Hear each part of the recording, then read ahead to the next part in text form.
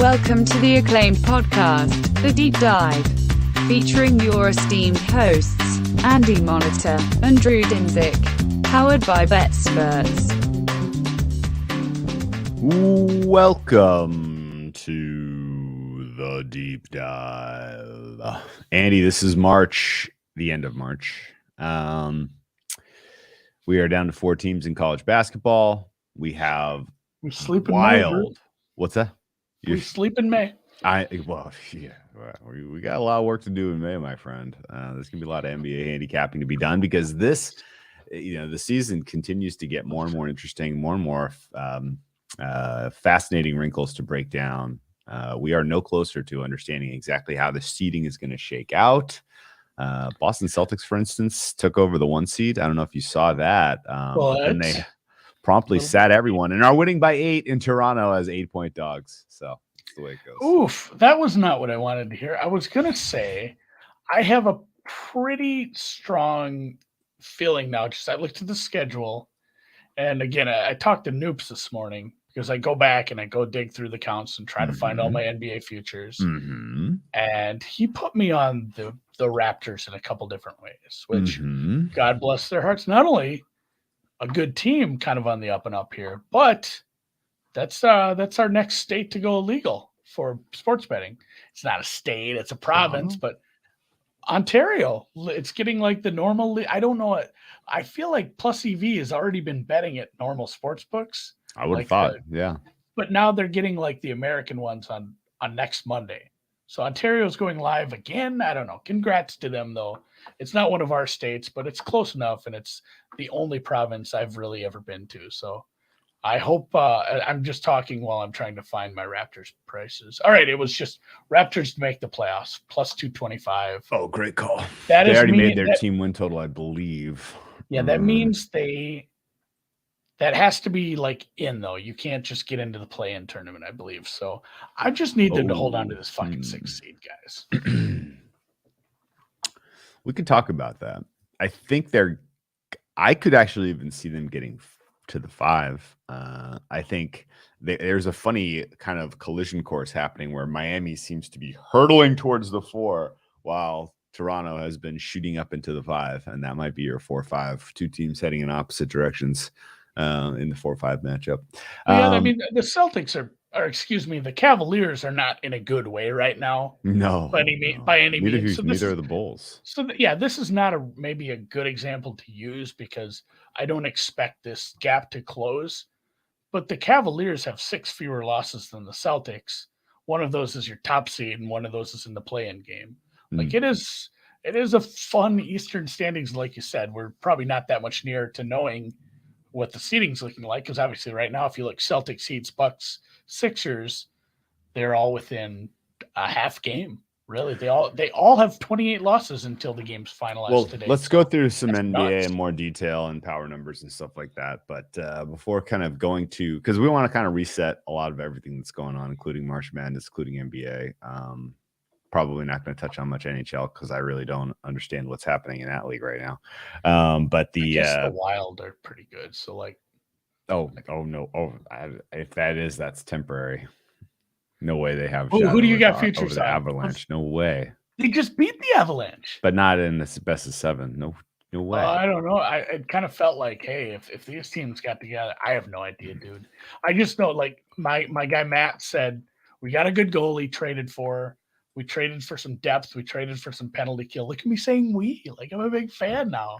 So I don't expect them to win the conference and go to the finals, but I think I'm going to take in some playoff hockey, and I'm kind of excited. The Wild are only the Avalanche are way ahead.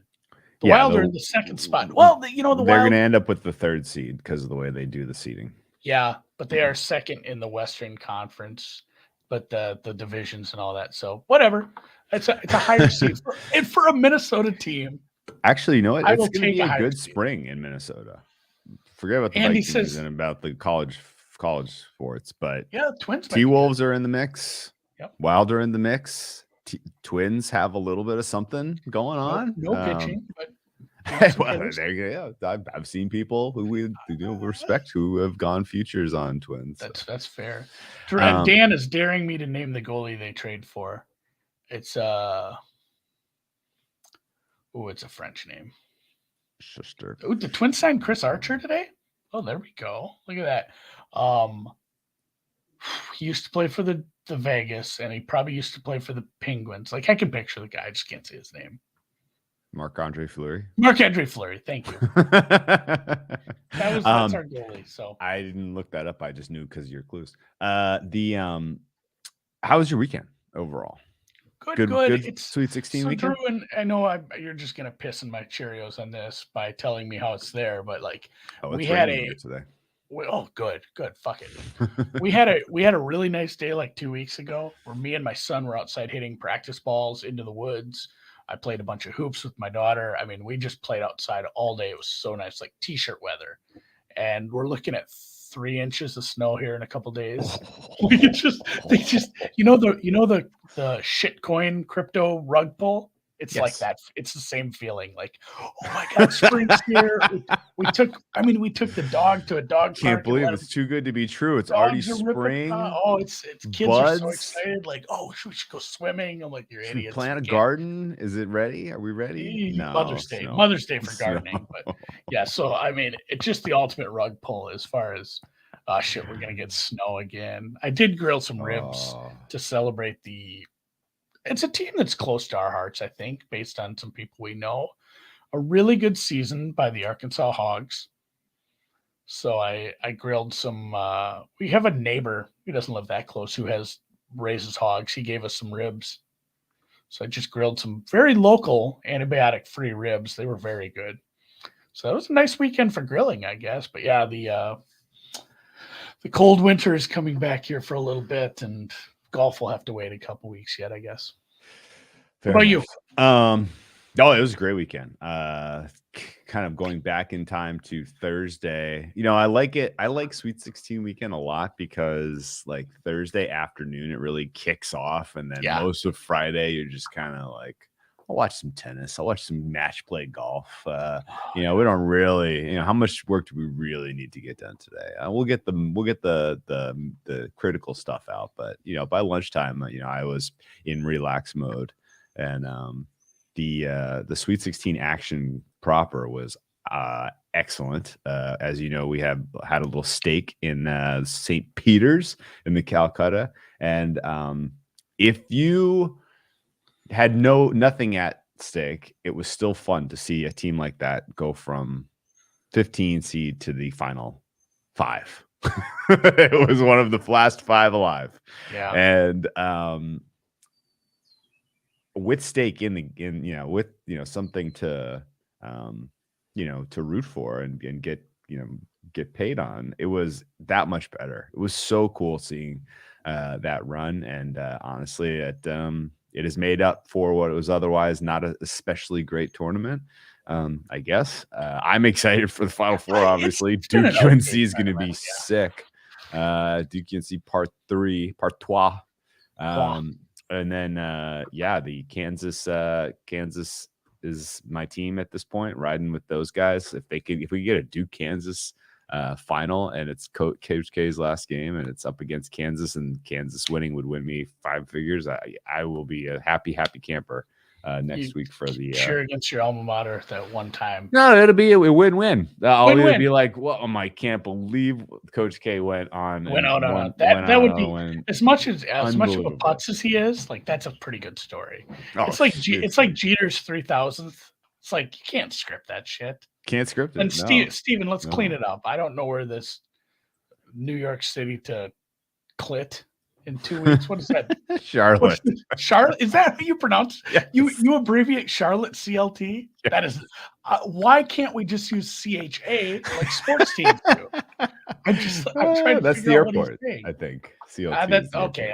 If it's the airport code, I can live with that. I do have to say back to my weekend because you made me think of this. And it doesn't happen very often again because I've ruined my life with children. Mm-hmm. But we just kind of told them to piss off on Saturday. Nice. And the wife and I got out of bed I mean, I used the restroom and I made some coffee, but essentially I didn't get out of bed till like noon to make lunch. Nice. I put my robe on, I made a coffee, I laid back down, and I turned on Match Play. All And right. me and the wife seriously just watched golf and anytime the kid would bother me, I would just yell at them to go away. Like, you Go have play. so many toys. Go play a Nintendo. Go watch a Star War. And they that's Lucille Bluth. And oh my god, it was heaven. Just like she's like, eventually we have to feed them. I'm like, yeah, not till noon. They're fine. Like they can make breakfast. That's a win-win-win. Oh yeah. god, it's just there is something about Match Play that is, and getting to that point of Match Play too, it's much more entertaining because there's not that many golfers left. You're into the getting towards the finals. Yeah. And they're showing, I mean, you're seeing damn near every shot, and you're seeing a lot of gamesmanship. And as much as I just lose money every year on that tournament, I do love watching it quite a bit. So yeah. But from a betting standpoint, college basketball was absolutely sick. I was cheering for Miami. They win. They go to the Elite Eight. I was cheering for Arkansas pull off the improbable against Gonzaga. What was your takeaway on that game, by the way? I didn't really hear. Actually, I liked them. I liked the under. I didn't bet either. You liked Arkansas? I liked Arkansas in the under. I said I have had heavy leans. I just said it's such a tough ask for such a good team. I said, but I mean, like what they can do to disrupt what Gonzaga does well on offense. I'm like, this might be a really bad Gonzaga offensive game. Didn't end up betting it, so it feels really good to be super right and not make any money off it. Again, I'm a bystander when it comes to college basketball, and I'm like I have lots of criticisms of the quality of the way basketball is played at the college level. Sure. That's all fine. Having skin in the game and cheering for Arkansas, I was dialed in on that one. And I felt like the commentary on the game wasn't very good. And I felt like the kind of reactions on Twitter were all like kind of lowest common denominator bullshit. Like, oh, same old, like I thought Arkansas. That's a bad take. Like Arkansas played out of their minds good. And they had guys making threes that were high degree of difficulty threes. And ultimately, I thought that Gonzaga's inability to create turnovers and get free baskets was their undoing. Like every point was so hard for them. They were pushing, trying to get Timmy in the lane and trying to get Timmy at the line. That was only ever going to get you 2 points. And it really felt like Nebhard checked out after not being able to hit any of those bunnies in the first half. Like things didn't go well, and then it just sort of snowballed on them. And Arkansas played a perfect game. Obviously, the fouls on Chet were super weak. In that the third and fourth ones were super weak, I thought. I think that's just like, hey, kid, hit the weight room if you want to be playing here. Like, well, so that's the other thing. If you actually go Gonzaga in general, some of this gets hidden. And I mean, even in conference play, it's not even that hidden if you go look at the box scores. They don't create turnovers ever. This team didn't do it in the non-conference schedule. They didn't do it against a shitty conference schedule. And granted, yes, San Francisco, St. Mary's were good teams. Santa Clara was right there. But even against the, just the lower end over the whole, they weren't a team that created turnovers. So like if they were faced with a tough defensive test that stopped Timmy from just doing whatever he did in the second half of the game before, and Chet was going to have issues. And I mean, that defense presented problems, and they weren't scoring. And when you're not scoring and not getting any extra possessions, I mean, the third part of the equation had to be Arkansas still had to, score points, and their offense still brought it. Like, well, there was some you can do all that. You can do all that stuff. You can do all that stuff to Gonzaga, but you still need to score against them, obviously. And they just had the perfect game for that. And it was, I mean, after a while, it's like, fuck, this is not in doubt. Chet Holmgren is going to be a very, very good NBA player. And there were people who were making takes during the game of like, oh, see, this is why I don't think Chet's going to be a good stop. He's like 19, dude. He's not. Yes, because no one who's ever gone into the NBA has ever gained weight. Or ever filled out muscularly. No one who's ever 19 has ever grown or turned into a man. Like, what the fuck? I don't want to dig. I don't want to dig on my local teams, but like, I don't feel like the level of play in the even in the high level Minnesota high school basketball is that, like, we put out some studs, but it's not like you're playing, all these Chicago teams all the time. Like there's better places to get experience. Like he needs to hang and bang with some bigger guys in the lane and put on some weight. But I mean, his footwork and the way he moves with the ball inside, like he's in fine. His instincts like, is they're all good. good. He checks every box as a guy who will succeed at the pro level. Like I have zero doubt about that. He would be the easy 1.1 of all of the players I've seen in this tournament so far. No one else has that skill set that I can tell you. We need to find a happy medium between what he's eating and what Zion's eating. And I think we have the perfect NBA player. No, I'm very excited. He might not go first overall, but if he ends up in the right system, he could be an instant impact kind you of think guy, there's someone else who is going to go first overall if not him? I don't know. People are down on him now. I'm not 100% sure what the. I'll be sure. And the thing is too, we haven't had the lottery yet. You got to see. Team that you got to see who has that first pick. Dude, I guess all the teams that are likely to get the first, they need everything. Yeah. They need everything. They just need everything. All right. Well, it'd be cool if Detroit got it. That would be cool. That would be cool. Caden Chet. Yeah, that'd be neat. That'd be a great combo. Oh, love that. All right, Detroit's having a moment. Lions on Hard Knocks. Detroit gets the NFL draft in 2021. Wait, does the NFL draft go from Vegas to Detroit? What's the one in between? Did you see the options though? It's like they beat out Green Bay and Washington D.C. That was those are the candidates for the draft. What was the thought process? Again, I'm Green Bay is going to host the draft. True.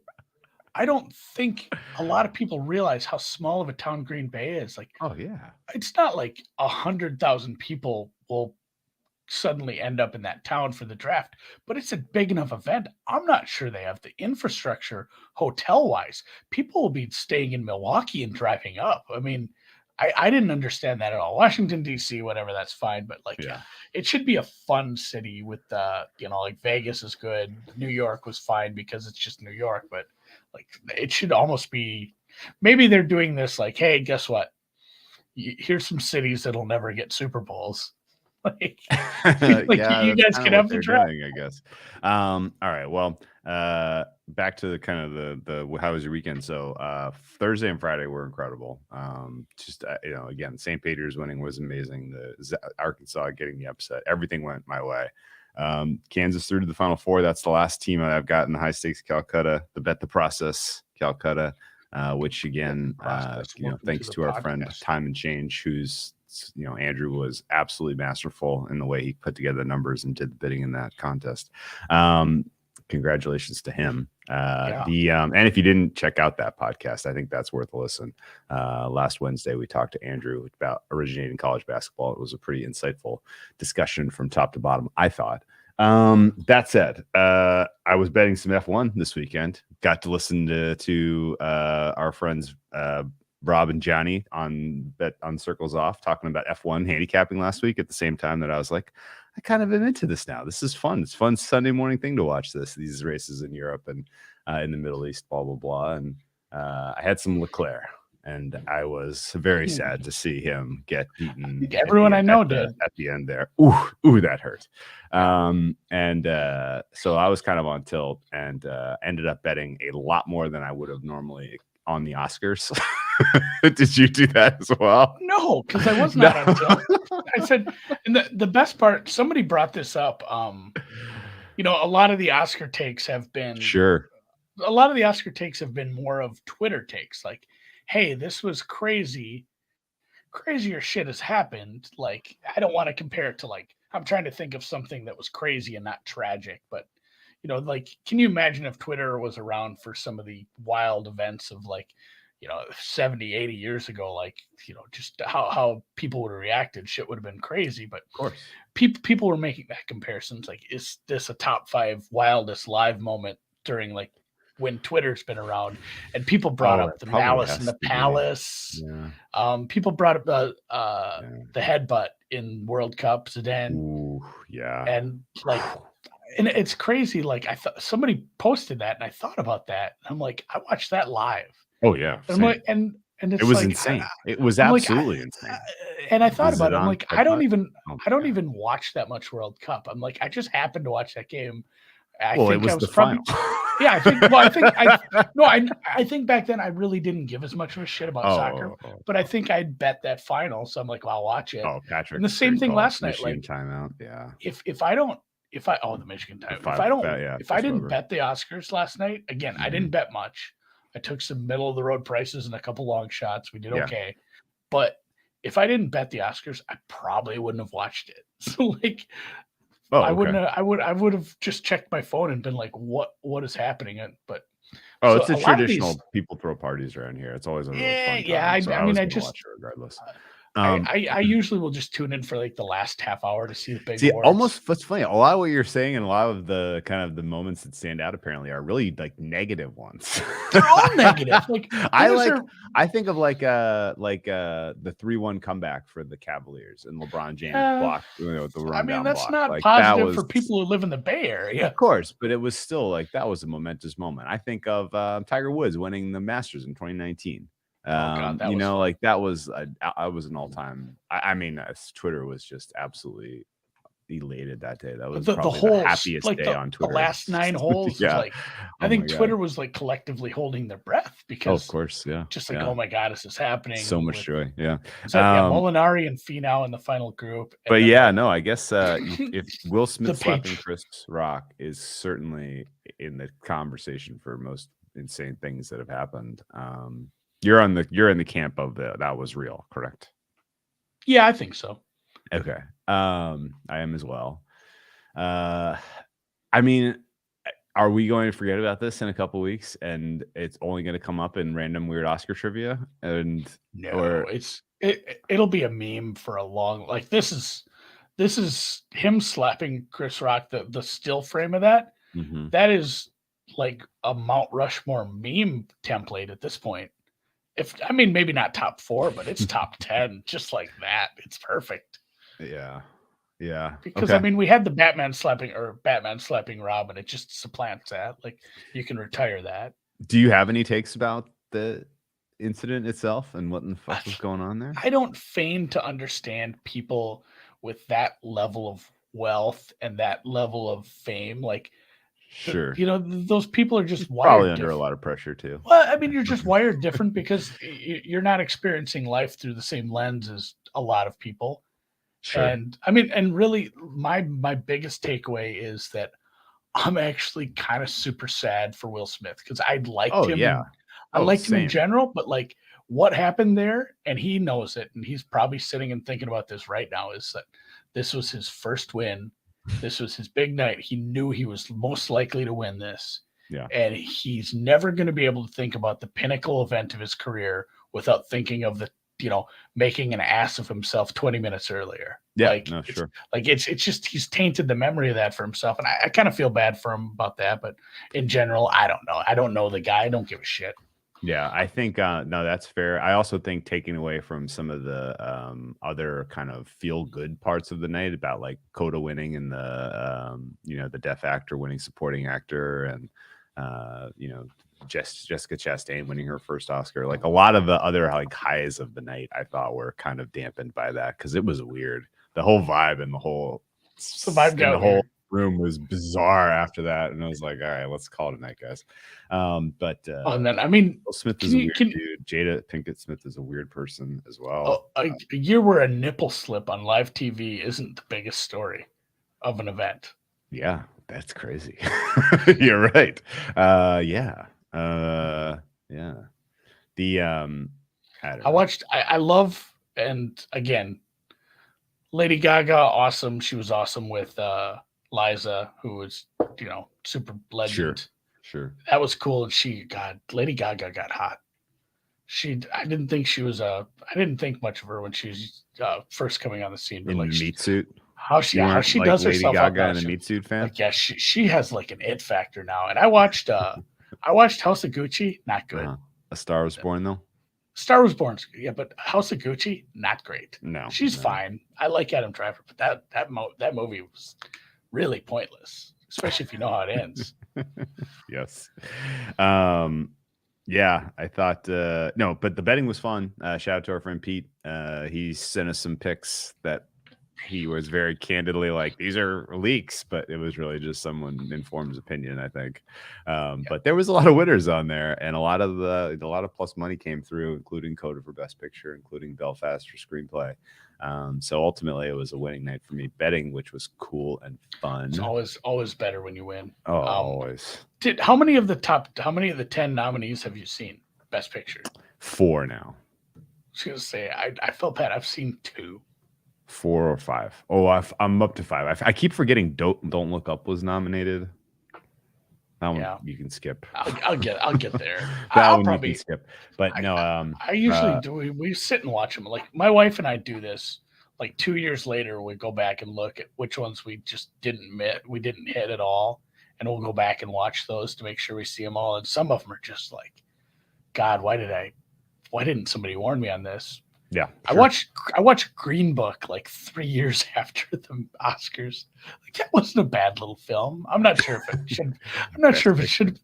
Yeah, like that one best. I'm not sure it should have won Best Picture, but like, that's probably how Coda will age. I would guess Coda kind of picked up steam late. Enjoyable, and feels good, and I don't know that it was the best picture of the year, but it was a good movie, very enjoyable. Nightmare Alley, I watched that was also enjoyable. I thought. West Side Story was good. I mean, it was just a good. I loved Dune. Dune was a good movie. It was a good crop of movies. I've seen Dune with the wife. I've seen West Side Story with the daughter. I'm glad Dune swept basically all the technical awards and everything, and I think it was the most awarded movie of the night. That'll give it some steam going into the part 2, so that they have kind of the power and the money that they need to get that done right. That's exciting. They don't need power and money, Drew. They need the spice. They need the spice. Yeah, they need the spice. And truthfully, like again, it's a musical, and it's one of those things too. When you remake a movie completely, just redo it, it's hard to like get excited. Like, hey, guess what? It's the same songs that someone wrote 50 years ago, and it's the same story. And you just there's some good actors and actresses, but it's hard to like give that a ton of awards. But like the shots. Some of the shots in West Side Story were really, really good. Like the swooping one into the dance was good. And like the choreography of that shit, it just always blows my mind because I can't imagine like, again, anything you do in Hollywood or anything you do in life takes a lot of practice if you want to do it right. But fucking getting like a couple hundred people all dancing the same way. That's Steven Spielberg, 75 years old. I would just be so mad. Yeah, I would just get so mad at people. So yeah, I think overall the Oscars was enjoyable, even though Will Smith tried to ruin it. Yeah, I don't know, man. I don't have. I have a lot of thoughts that I'll keep to myself about all of that stuff. Yeah, it is what it is. I'm a long ways from Hollywood. Yeah, you're not. No, I'm not. And yeah, the big matchup of the week and what is going to suck a lot of the air out of the room in the sports space is the anticipation of finally getting to see Duke versus UNC in the tournament. Never happened. Never so happened. Wild. Coach K has coached more. Coach K has coached more college basketball games than any other coach in NCAA history, and it's by a decent margin. North Carolina has been in almost every one of those tournaments, and yet they have never faced off. The chances of that probably aren't that crazy, but it's just the fact that it's never happened is weird, and that now it's happening at the Final Four, and it's for all the marbles, and it's Coach K's last run is pretty freaking awesome. What is the market on this? Will be the most watched broadcast ever on TBS? I don't know. They show Shawshank all the time. Just pulls people in. I feel like it's just a case of cumulative, not like more people have watched Shawshank on TV. I think that's probably very likely, just because it's like anything else. Like, hey, guess what? This is the most watched Super Bowl. This is the most watched thing. Like, these events just grows with the audience. So I think you're probably right. It's massive. It's a national semifinal between these two teams. And I mean, it's the first rivalry about when you're a kid. course. outside Biggest of, like, rivalry, football. at least in the way that the media treats it, biggest rivalry in college sports? In college sports, yeah, I think so. Okay. I Okay. maybe there's a couple in college football that have, some historical context that you can put, like, man, Notre Dame USC for a long time is a good one. There's a bunch of good college football rivalries. Obviously, I'm just skipping the one in the Big Ten on purpose as a bit of a lark, but I mean, Ohio State, Michigan might have it trumped because it's football, because but it's football, right? here's an Basketball, they play twice a year. They play in the tournament. So, Coach K is retiring. He's done after this year, apparently. Well, the way that Duke's playing, I wouldn't be surprised if he's not coaching them now. Because they're playing a lot better than they were when he was coaching them. But what do you make of that? He should do the Jordan Belfort when he's cutting down the nets. Okay, well, you tell me about coming back. You tell me about this. So, I watched the Duke UNC final game in Cameron closely because I had rooting interest, obviously, and it was a big moment. And you're mad. North Carolina. Oh God, North Carolina. You were mad clearly. at Twitter. Well, everyone was, grave dancing. Like, they were grave dancing. It was hilarious. Get over yourselves. Like, this is you'll never see greatness like this again in your life, where somebody's going to be able to put together this kind of career in one place. It's never happening. So just enjoy it. And if you're sick and tired of it, like, wait 5 minutes. College basketball is about to be over, and it'll never be the same. But the North Carolina team was so much better that day, and it wasn't like fluky. Like, they were putting together some momentum. They played well. If you were to grade the two teams' performances through the tournament to this point, North Carolina very, very clearly gets a better grade. They are playing awesome, and Duke got a little lucky with their path. Like, they were not super impressive rounds 1, round 2. They got wins though. They move into a matchup with Texas Tech where they put together a solid half of basketball. Great job. You win. And then Arkansas looked happy to be there and exhausted, and they got, tub thumped. And that's not like, say tub thumped. Yeah. They got tub thumped. That's not accurate. What do you mean? Because if they got tub thumped, they would have got knocked down, but then they got up again. That's not what happened. You're right. They looked a little worse for wear after. I mean, we talked about it. That's a big ask to do what they did to beat that team. Legitimately one of the best teams in the country, to make that offense look the way they did. Yeah, they were a little tub thumped, I guess. If we're gonna throw it in there, but I like UNC quite a bit. I'm kind of bleeding that Carolina blue based on how they played. They had the unlucky flagrant call early in the tournament that was the wildest game. That was probably my favorite game of the tournament. Oh yeah. Just because it's UNC. Like, I remember sitting there watching, like, all right, they got within 10, but that's not all right. They're within like 6. This is getting weird. It's like, holy shit! If they screw this game up, that'll be the game to look back. If UNC actually runs this, yeah, they have a chat. These aren't big spreads. These are 4-point spreads in the semifinals. Like, if they run this, like, they'll have to look back at that game and just laugh, like, how the shit did we almost screw this all up? So I like them quite a bit. Mannix, Manchild, Armando, big Armando guy, big Caleb Love guy. Yeah, okay. I've liked them a little this year. Obviously, I don't bet a lot of the ACC stuff. I didn't take them. I took Notre Dame as my ACC tournament future, thanks to Twitter. Thanks a lot, guys. No, that didn't work out. So if Duke is paper tigers to a degree, I mean, they have a lot of characteristics that I'm concerned about them, and they're going up against the mighty UNC now. Why is Duke plus 160 and UNC's plus 500? And why is Duke 4.5 point favorites? Like, is this shaded entirely because of outright liability? Have you heard stories about the outright liability being a problem for sports books on Duke? Is there something else influencing this market, or is 4.5 a fair price in your opinion? Probably fair. I'd make it a little bigger, actually. What? I'm showing a little value on Duke. Probably not going to bet it. I'm going to stay away from these. Maybe bet some player props, do some price picks with some of the guys I think will have nice days. But yeah, this is, if you go back to, and granted, this is in New Orleans. This is not in the Tobacco Road there. Good book, honestly, if you ever read that. Erskine Caldwell, I don't know. That was an 11-point spread.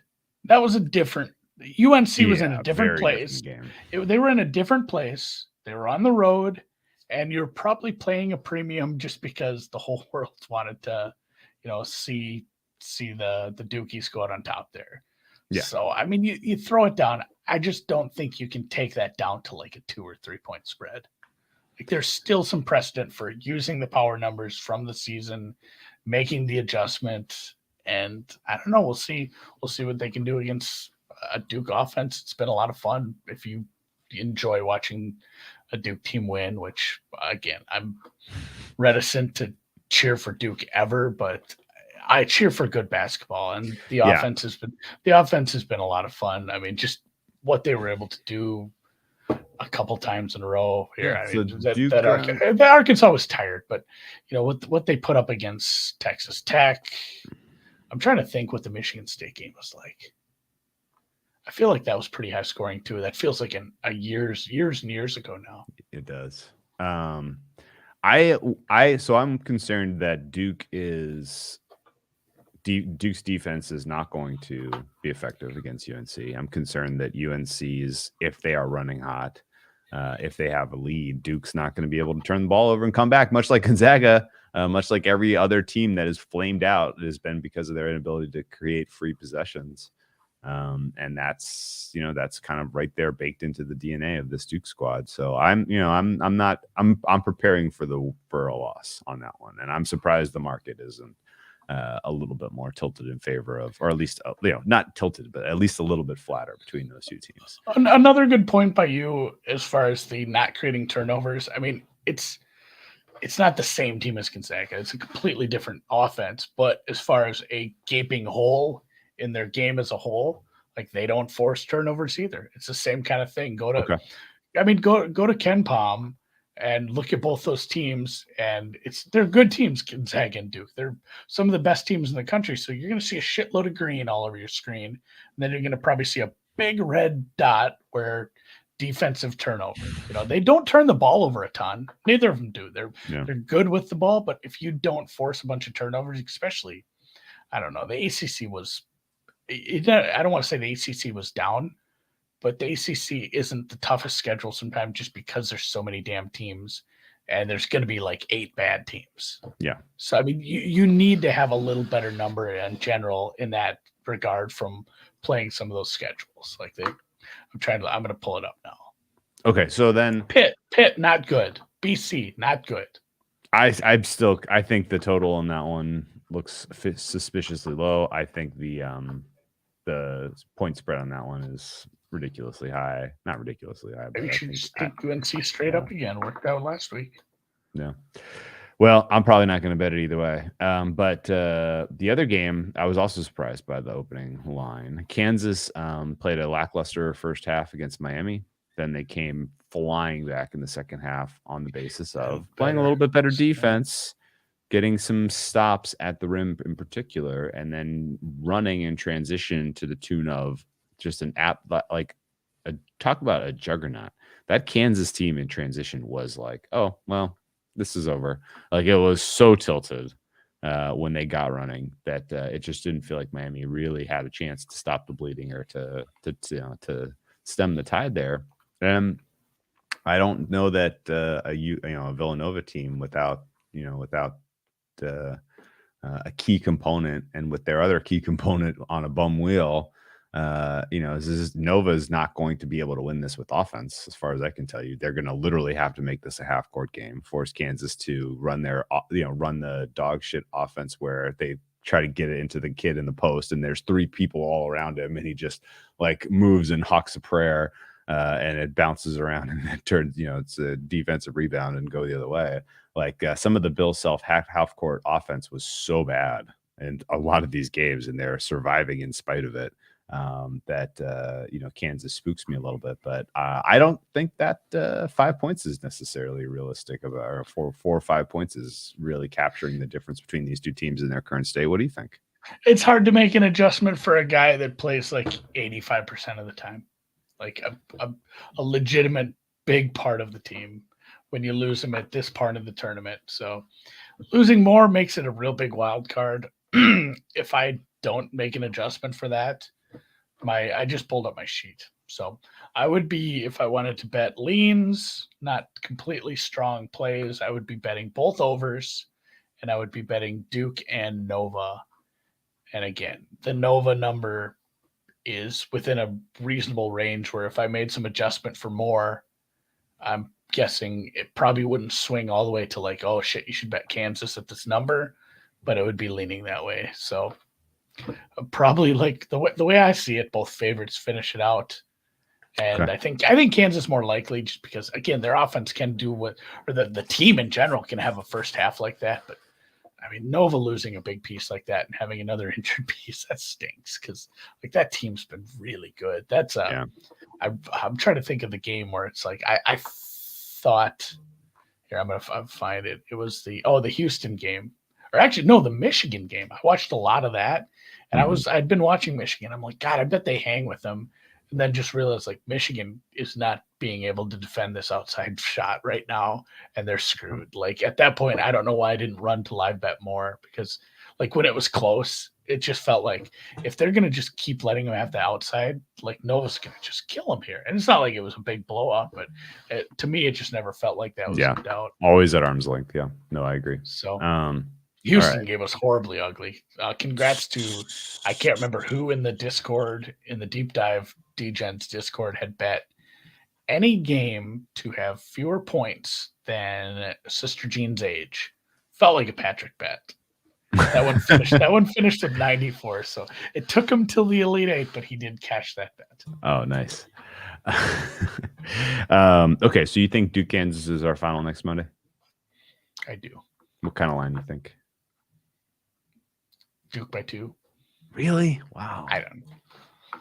You're just saying it because they're a little bit ahead in the futures market. Let me take a look. I'm gonna punch it in right now.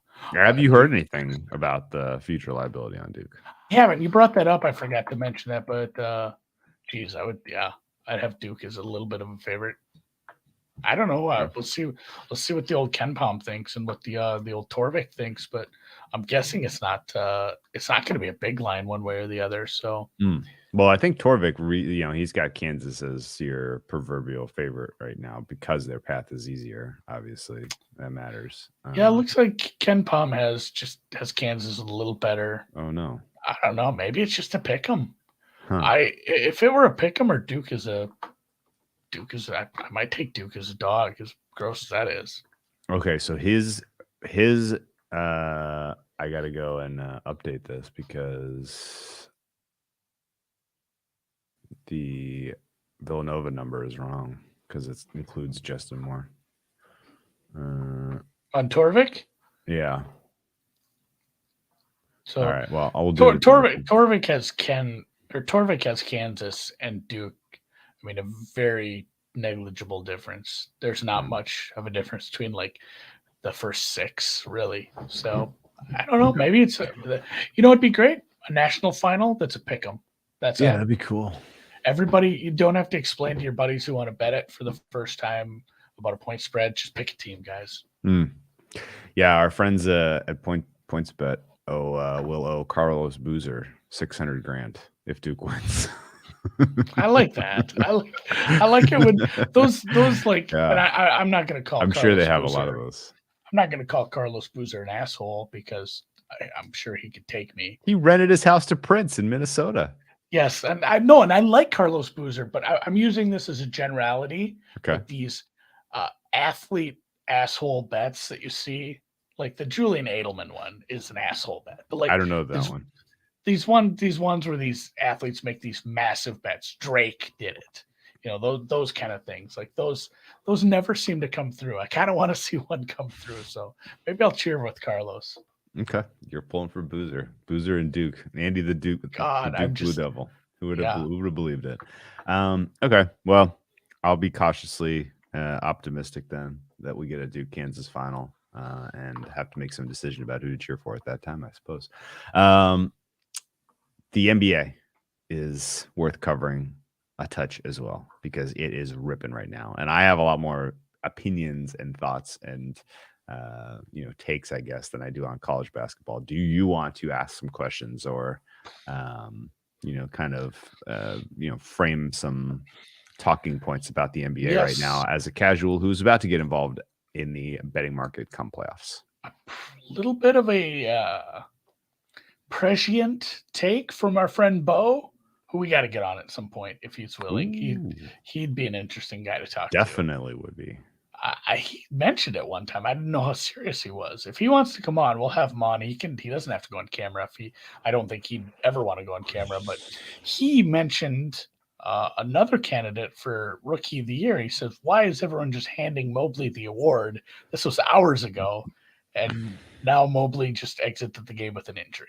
I think it's too late. I think it might be too late still, but that's just funny that he brought that up. He thought there was some value outside of him, and then he gets injured for the last week. I think that he probably needed to get injured 2 weeks ago to make a big difference. But I did want to ask on award markets because I haven't followed again closely. I'm assuming let's go top to bottom. All right. No, I want to start with the ones that I care about. Sixth man of the year. Is it Tyler Hero? Tyler Hero minus infinity. Okay. All right, I got congrats to anyone who listened 20 to 1. There was, I think there's 16 and 20 to 1s out there at the beginning of the year. Congrats to anyone who bet that. Those are locked. That was we talked about it with Josh from Punt School on our NBA preview. I think that's where it came from. Yeah.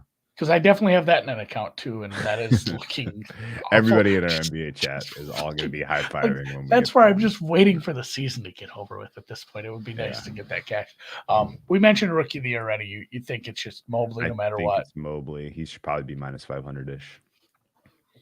I honestly, I wonder if these markets are actually up right now because there's games being played. But I'm going to go all over the place. Coach of the Year. I have Monty Williams. No idea. Is it Monty? Yeah. See, and I have a problem with don't overthink it because I feel like we're at the same spot last week where we're like a week and a half, 2 weeks out. And I don't think anybody was going to give it to Tibbs. Like that was a dumb. Like I felt like when I talked to people, he was a clear 3 out of 3 between it was Quinn.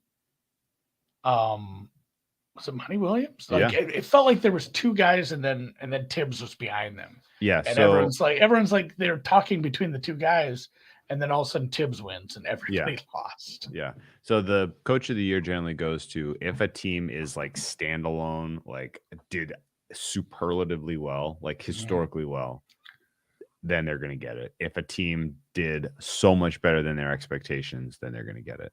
And Tibbs did so much better than their expectations last year on top of being in a New York market and having the East Coast bias. And this year, Monty Williams is doing something historic with the Suns in terms of winning basketball games. They have 61 wins, Andy.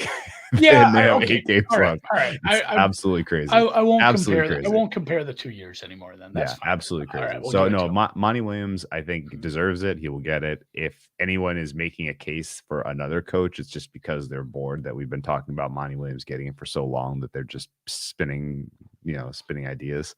Could Udoka of the Celtics be a candidate? Absolutely. He'll probably be your second choice.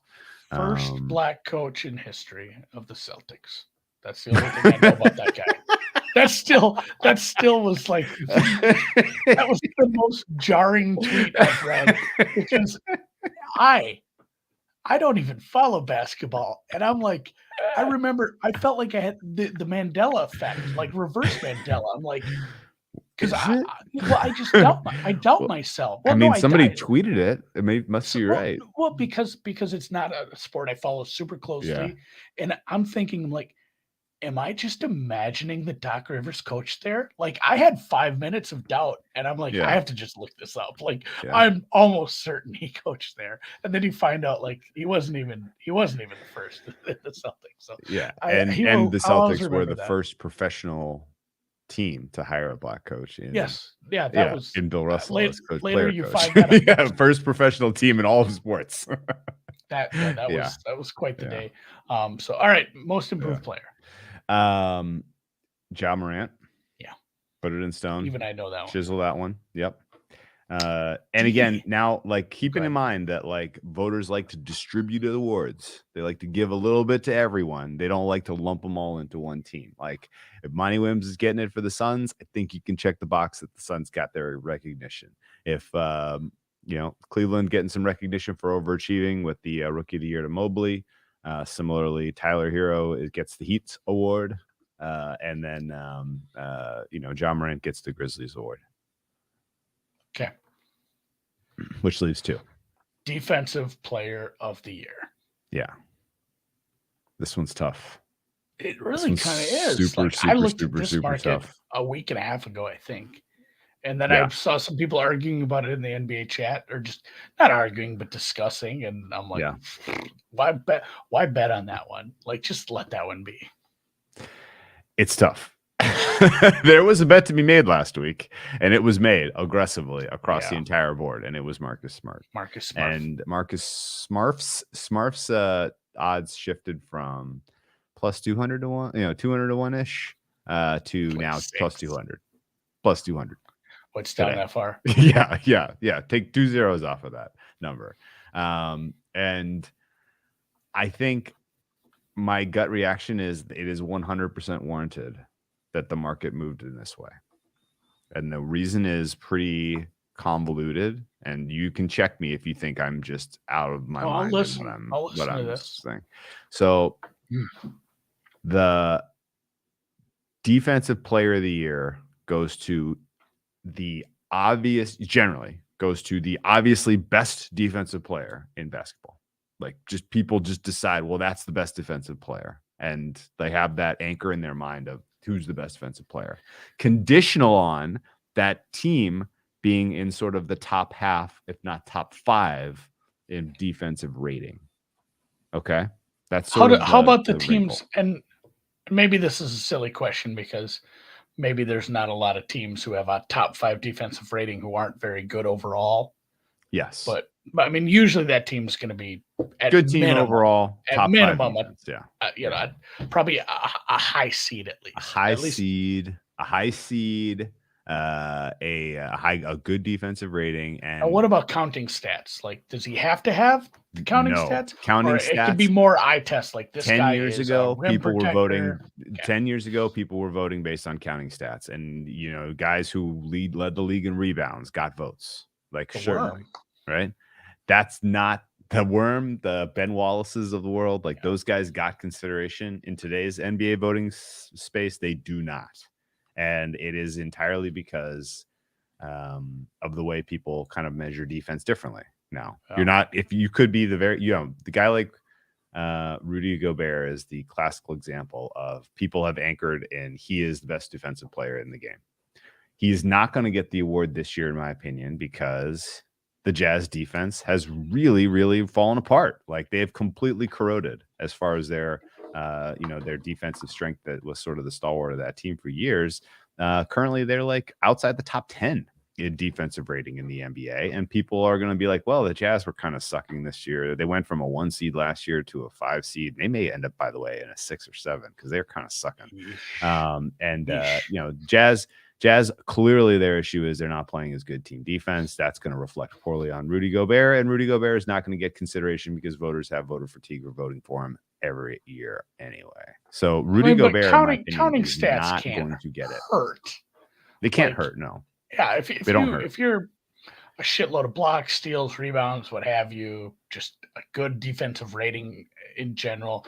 That's my last question. Is like, we talked about advanced stats with the NBA a couple weeks back. We went over some of the stuff, some of the things that are out there. Like, are there any voters who are looking at that at all, or is it more of a? Yes. So would you say it's a more sophisticated class of voter than in some of the other major league sports? Because I feel like the NFL is not digging very far. 100%. And oftentimes, and granted, a couple years ago they got past this, but there was a long time where a pitcher's win total was super important to Cy Young awards, where a lot of that is just, so much, you got to take something they have zero control over, especially in the AL, is the offense. So, I mean, I like hearing this. I guess this makes me hopeful for the future. I think there's a nerd mentality about the people who cover the NBA and like a hipster mentality about the people who cover the NBA where they're trying to be at the cutting edge of things. They're not like stuck in the old ways. And like, here's a good example. If you were an NFL voter dropped into the voting pool for the NBA Defensive Player of the Year market, and you were looking at rebounds per game, you would see a guy like Domantas Sabonis, who currently is number 3 in rebounds per game. He's a big, and you might think to yourself, well, let's look at his other counting stats. Oh, he does pretty decent in the counting stats across the board. Maybe he's a guy I'm going to consider for Defensive Player of the Year. He is not getting consideration, and it's not even close because he is actually a minus defender. By almost every advanced analytical rating will tell you that guy is he's a great offensive player. He's got a positive offensive, every kind of advanced stat you can come across. He is neutral or minus defensively, and that's including for his position. So that I think that would be kind of a key example of sort of the separation of the class of voter you're getting in the NBA. I think it's going to be, there still is like, you don't want to, just because the advanced analytics tell you that Rudy Gobert is the best defensive player, you're still going to be hesitant to vote for him this year because the Jazz are worse defensively, because Gobert's his own stats, particularly the advanced stats, have regressed this year relative to last year. And in general, the Jazz have done worse as a team in terms of winning. So you have like a good, you have a safe space to take a break from voting for Rudy this year, which opens the door for everyone else. And the logical candidate for who was going to steal the award was Bam Adebayo, our guy center for the Miami Heat, when it looked like the Heat were going to steal the 1 seed. Remember our bubble Heat? Yeah. Bam was like, oh my God, like he missed a bunch of games early in the season, but look how good they're playing with him. There were advanced stats that supported his candidacy, and it looked like the Heat were an absolute truck, and the truck went off the side of a cliff in the last couple of weeks, and now they looks like they're righting the ship to a degree tonight, thumping on the Sad Kings, but it is still a huge question mark about exactly how good are the Heat. Do we want to give them 2 awards? We're giving Tyler Hero 6th Man of the Year. Do we really want to give them? They did well enough to get a second award from us. And then on top of that, the Heat have slid out of the top 5 in terms of team defense. They are now they are like hovering around 6 or 7, and it's conceivable that's where they're going to finish the season, unless something material changes. And so I think Bam's candidacy is in deep, deep, deep trouble. He's still the second favorite, but it is on the ropes. And now we get to the Celtics. The Celtics are the number 1 team defense in the NBA. Everybody knows this. You don't need advanced stats to know this. They have been the story of the NBA for now going on 2 months in terms of their rise to the top of the East and how badly they're beating good teams on a regular basis. And there's no one that's going to currently get an award from the Celtics. In fact, their best player could finish 4th in the MVP voting, but not make All NBA first team. Right now, Jason Tatum is on the second team All NBA. And so that kind of weird, that's Patrick Beverly territory. Yeah. I'm just assuming Pat Bev is on at least 3rd team. Oh, Pat Beverly is on All NBA defense first team.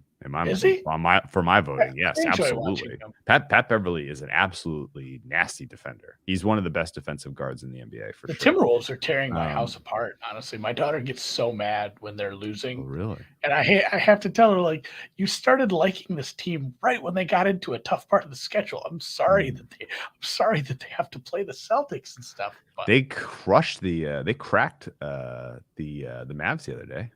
That was nice. We needed that because we lost to them the night or the time before, the last time out. Yeah. Celtics right now currently are going home awardless. Currently going home without a first team player in the LNBA, and I think the likelihood that the fact that their team defense is so much a part of their identity and their DNA and their strength makes it likely that voters were going to gravitate to someone on that team to give them DPOY. I thought it was going to be Robert Williams because, for my money, he is their best defender. Robert Williams tore his meniscus over the weekend. Yeah, Don't know if he caught that. That's not good. Not just not good for the Celtics and their hopes of doing anything in the playoffs, but not good for his defensive player of the year candidacy.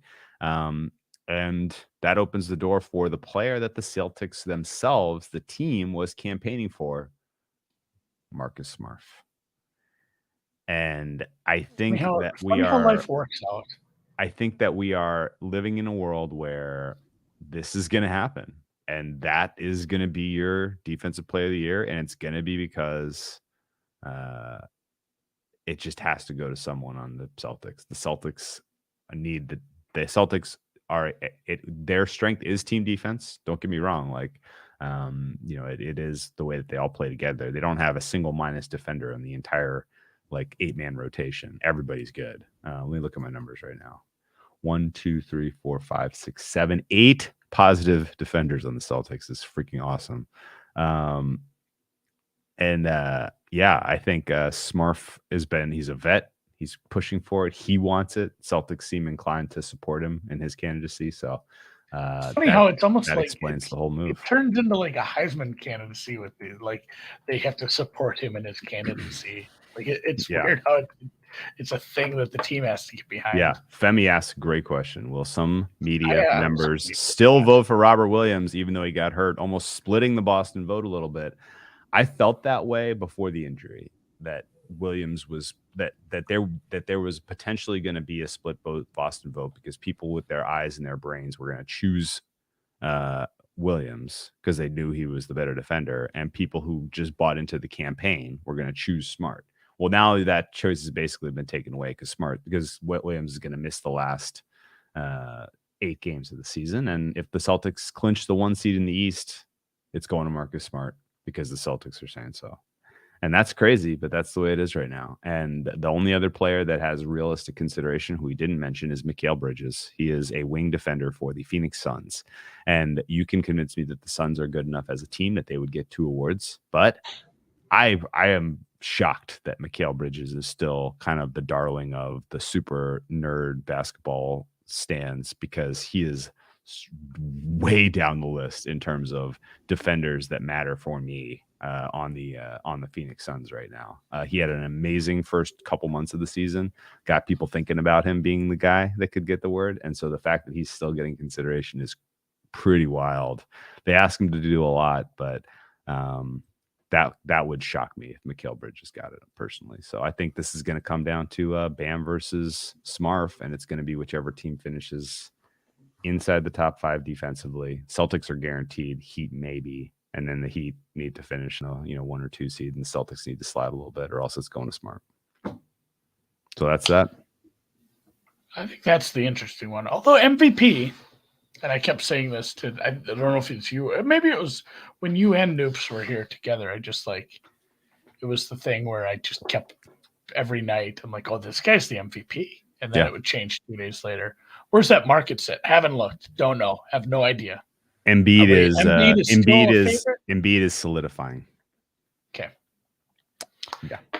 I think, and correct me if I'm wrong on this, and I feel like, God damn it, I just had the standings up and I think I closed it, but the Celtics sliding and the Sixers continuing to, if the Heat and the Celtics take a little dip here and the Sixers end up with the top 2 seed, maybe even the top 1 seed, game over. That's game over, right? That's game over. Yeah. Getting your team a 1 seed in what you're describing is why the market is that. What you're describing is why the market is solidifying in favor of Embiid. The record difference between the Nuggets and the Sixers is negligible, but the Sixers are almost certainly going to get a top 3 seed, maybe a 1 seed, maybe win the Atlantic. And if any of those things happen, then good night. Embiid gets the MVP, because people feel like it's a split. It's a coin flip otherwise between those 2 players. In general, the 76ers are not a team that I'm backing in any way, shape, or form in the futures market. I have some Jokic. I'm pretty much ready to grade those losers. And I think realistically, this is sort of Embiid was the chosen one for a long time, and he's a player that everybody loves, and nobody is going to feel bad or guilty voting for Embiid over Jokic, even if Jokic is the better player and has done more for his team, which is weaker. Yeah, I can't make it clear enough. That's the only game I've been to for like the last 10 years. That's not true. I saw Boogie Cousins one time when he was with like New Orleans. Kings? So how long ago was that? Boogie was playing for New Orleans. The Pels, 3 or 4 years ago.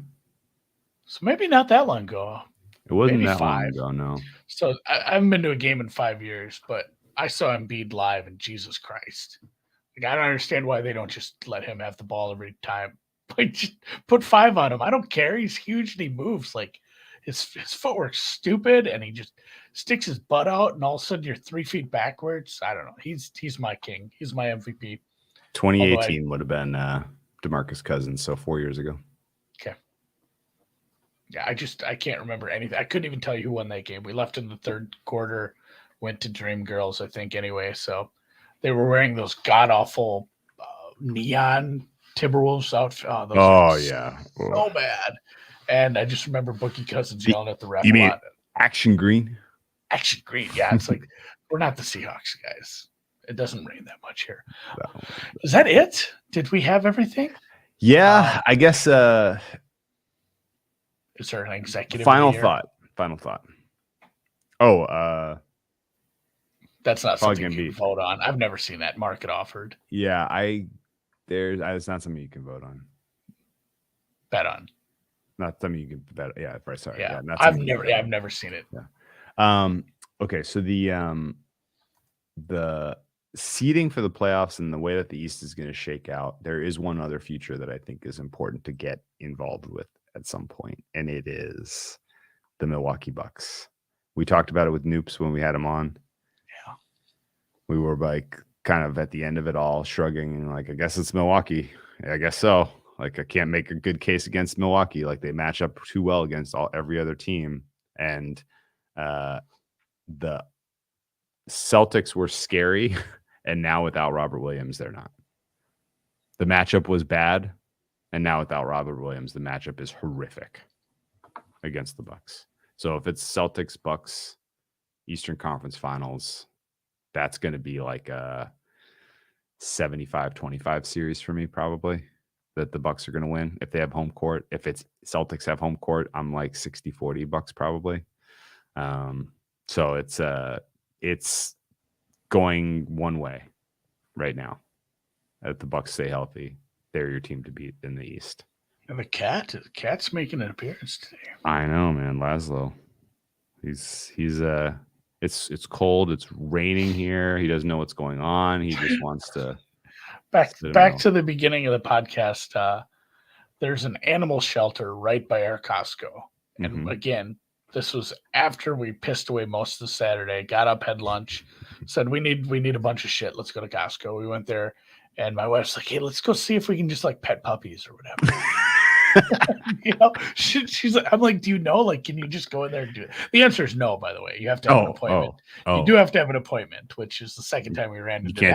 You can't just go into a shelter and terrorize puppies. That's good. This is going to lead to a second story that's going to be even quicker, but you do need an appointment. But they have like all those bubbles with like cats just in like cat days. Sure. And my son is just like announcing like, this cat keeps showing me his butthole. I'm like, that's what cats do. Like, stop yelling that. There's old ladies in here.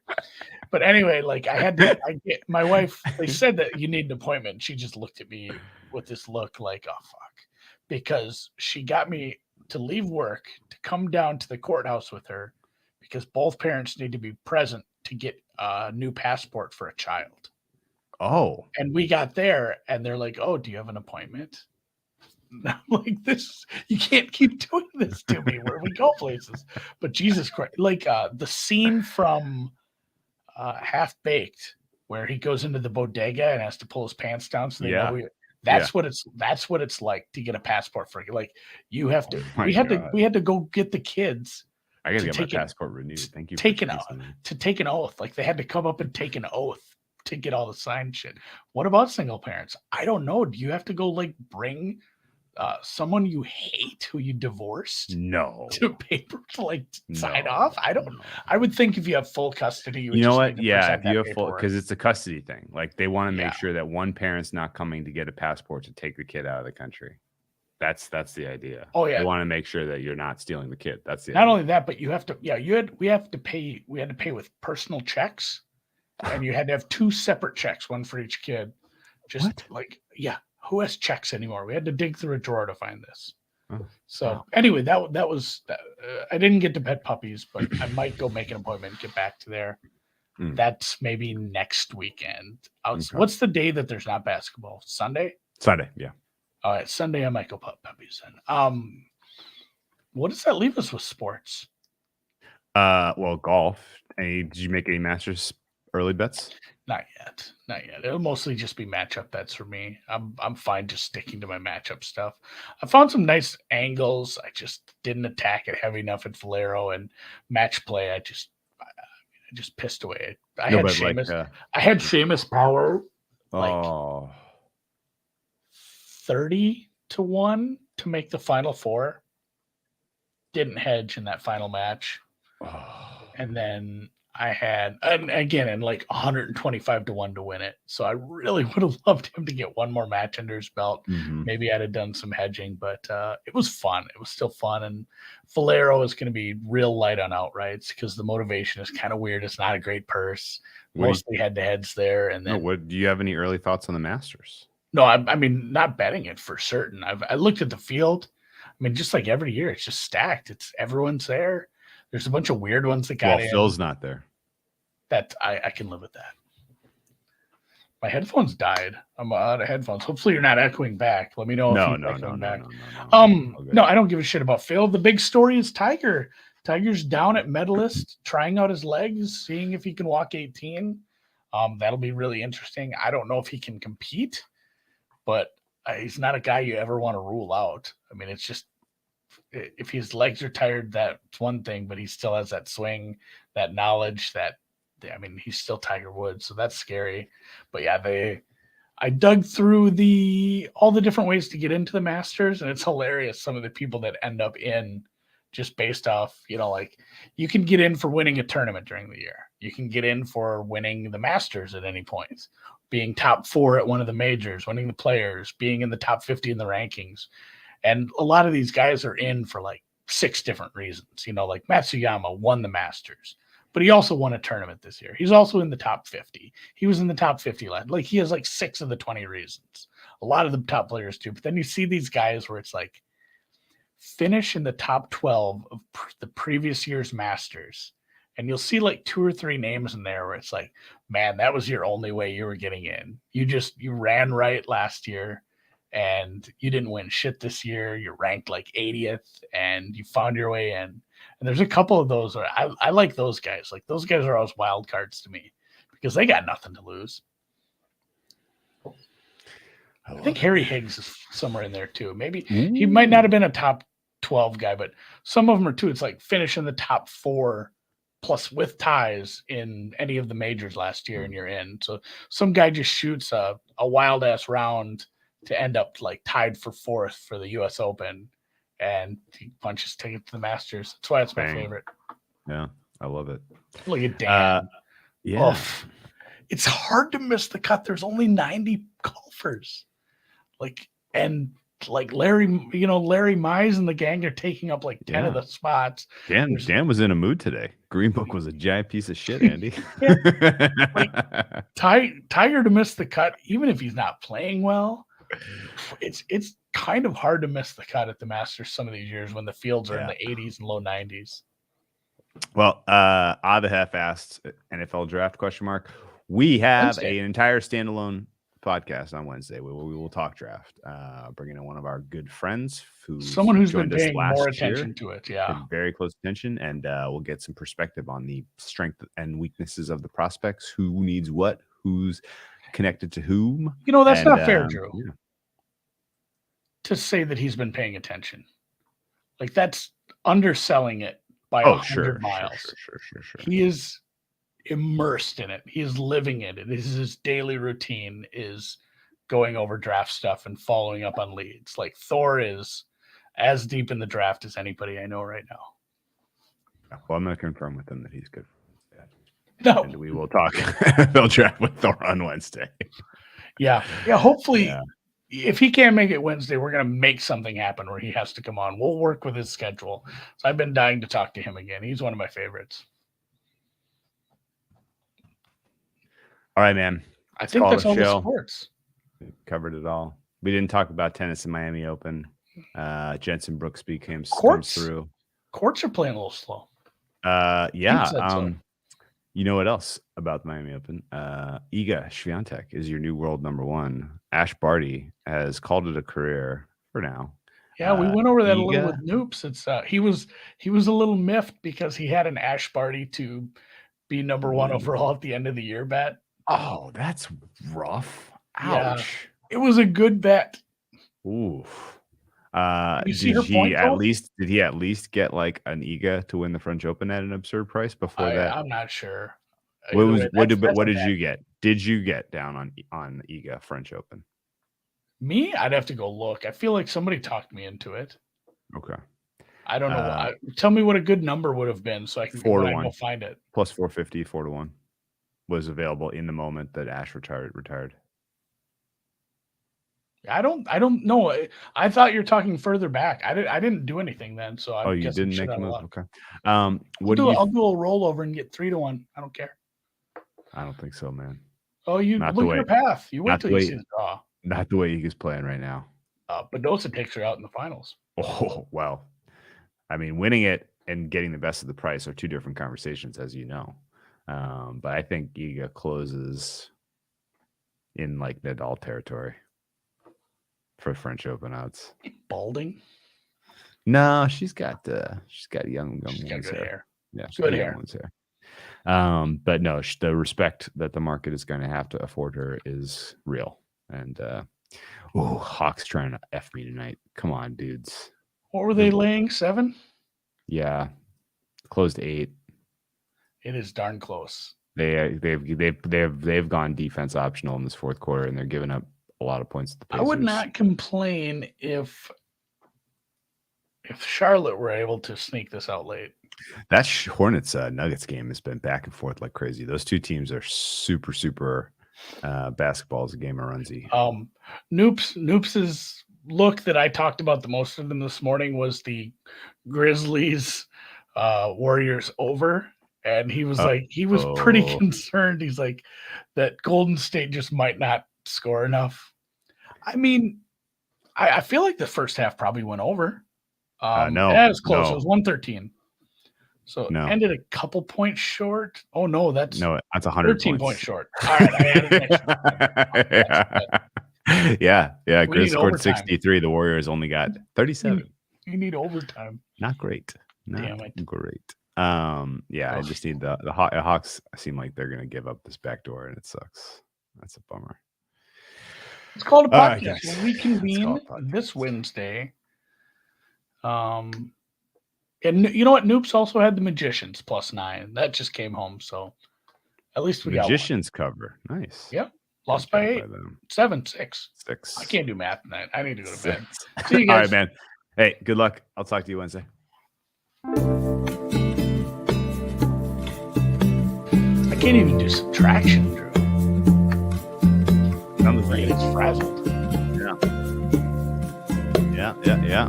Celtics look like. You see the women's game went to overtime? It did, yeah. Over. Never in doubt.